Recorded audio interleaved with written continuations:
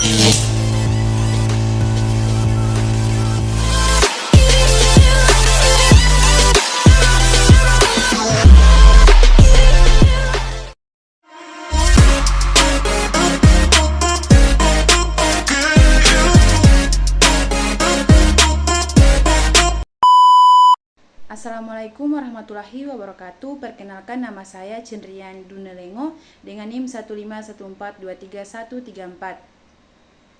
Saya dari kelas 1G. Pada video kali ini saya akan menjelaskan hambatan-hambatan manajemen kelas oleh dosen pengampu Bapak Dr. Rustam I. Husain, SAG, MPD. Hambatan-hambatan manajemen kelas. Dalam manajemen kelas akan ditemui berbagai faktor penghambat. Hambatan tersebut bisa datang dari guru sendiri, peserta didik, lingkungan keluarga, ataupun karena faktor fasilitas. Dan dari uraian di atas, tampaklah bahwa kewenangan penanganan masalah pengelolaan dapat diklasifikasikan menjadi 3 kategori, yaitu yang pertama, masalah yang ada dalam wewenang guru. Ada sejumlah masalah pengelolaan kelas yang ada dalam ruang lingkup wewenang seorang guru bidang studi untuk mengatasinya. Hal ini berarti bahwa seorang guru bidang studi yang sedang mengelola proses pembelajaran dituntut untuk dapat menciptakan, memperhatikan, dan mengembalikan iklim belajar kepada kondisi belajar mengajar yang menguntungkan kalau ada gangguan, sehingga peserta didik berkesempatan untuk mengambil manfaat yang optimal dari kegiatan belajar yang dilakukannya. 2. Masalah yang ada dalam wewenang sekolah sebagai lembaga pendidikan. Dalam kenyataan sehari-hari di kelas akan ditemukan masalah pengelolaan yang lingkup wewenang untuk mengatasinya berada di luar jangkauan guru bidang studi. Masalah ini harus diatasi oleh sekolah sebagai suatu lembaga pendidikan. Bahkan mungkin juga ada masalah pengelolaan yang tidak bisa hanya diatasi oleh satu lembaga pendidikan, akan tetapi menuntut penanganan bersama antara sekolah. 3. Masalah yang ada di luar wewenang guru bidang studi dan sekolah. Dalam mengatasi masalah semacam ini, mungkin yang harus terlibat adalah orang tua. Lembaga-lembaga yang ada dalam masyarakat seperti Karang Taruna, bahkan para pengusaha dan lembaga penerima pemerintahan setempat. Selain masalah di atas, ada juga beberapa faktor yang menjadi penghambat dalam manajemen kelas. Adalah yang pertama, faktor guru.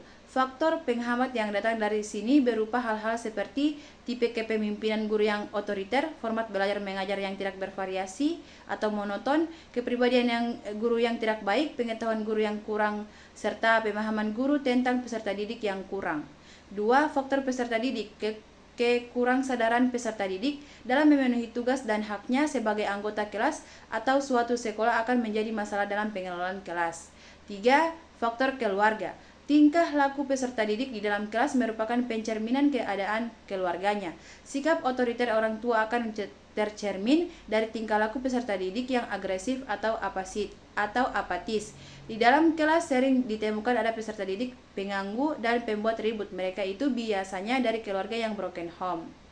Dalam manajemen kelas, beberapa hambatan atau tantangan yang sering dihadapi oleh guru adalah yang pertama, gangguan dan ketidakdisiplinan.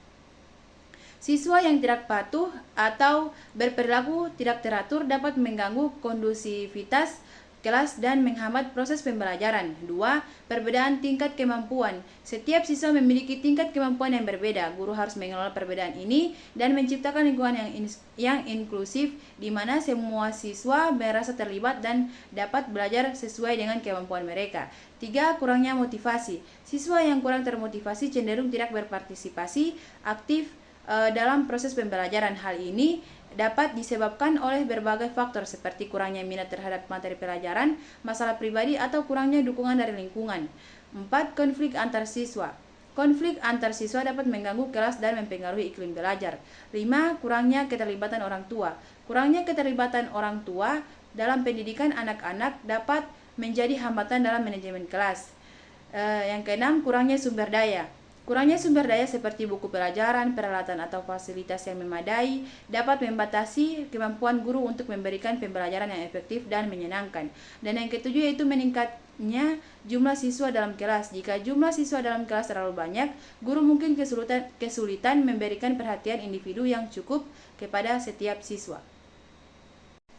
Untuk mengatasi hambatan-hambatan ini, guru dapat menerapkan beberapa strategi seperti yang pertama, menerapkan aturan dan disiplin yang konsisten.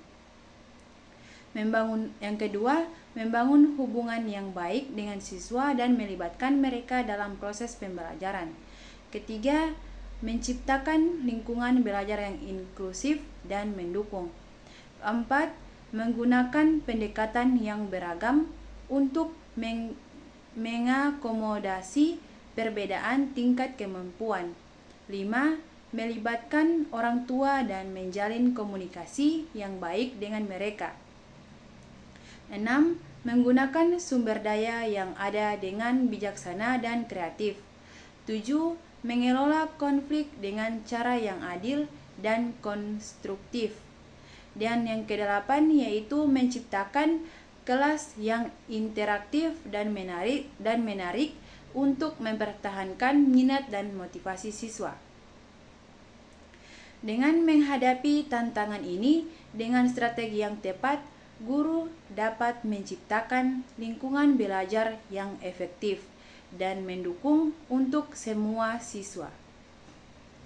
Dari materi tadi, saya dapat menyimpulkan bahwa hambatan dalam manajemen kelas adalah tantangan yang harus dihadapi oleh guru dalam upaya menciptakan lingkungan belajar yang efektif. Hambatan-hambatan ini dapat beragam, mulai dari masalah perilaku siswa hingga perubahan dalam kurikulum pendidikan. Jadi, itulah video materi dari saya. Sekian dari saya. Wassalamualaikum warahmatullahi wabarakatuh.